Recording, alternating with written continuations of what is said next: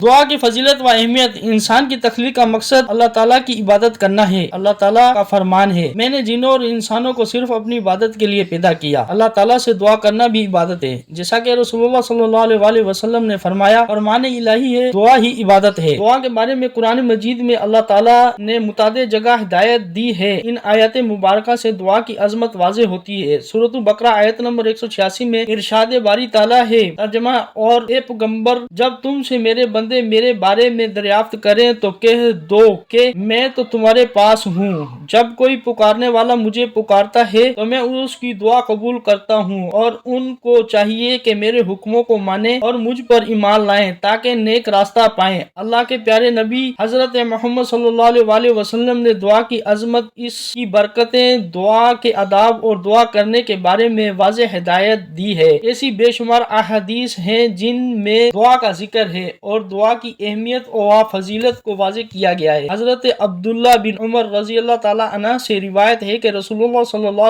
علیہ وسلم نے فرمایا، دعا کارآمد اور نفع مند ہوتی ہے، اور ان احادیث میں بھی جو نازل ہو چکی ہیں اور ان میں بھی جو ابھی نازل نہیں ہوئی، بس ایک خدا کے بندو دعا کا اہتمام کرو۔ ایک اور حدیث میں حضرت عبداللہ بن مسعود رضی اللہ تعالی عنہ سے مروی ہے کہ حضرت محمد صلی اللہ علیہ وسلم نے ارشاد فرمایا، اللہ سے اس کا فضل مانگو، کیونکہ اللہ کو یہ بات محبوب ہے کہ اس کے بندے اس کی دعا کریں اور مانگیں۔ اللہ تعالیٰ کے کرم سے امید رکھتے ہوئے اس بات کا اہتمام کرنا کہ وہ بلاؤں اور پریشانیوں کو اپنے کرم سے دور فرمائے گا، اعلیٰ درجے کی عبادت ہے۔ ویڈیو پسند آئی ہے تو لائک کریں، شیئر کریں اور سبسکرائب کریں، ساتھ ہی بیل آئیکن کو پریس کریں تاکہ نئی آنے والی ویڈیو کا نوٹیفکیشن آپ تک پہنچ سکے۔ شکریہ۔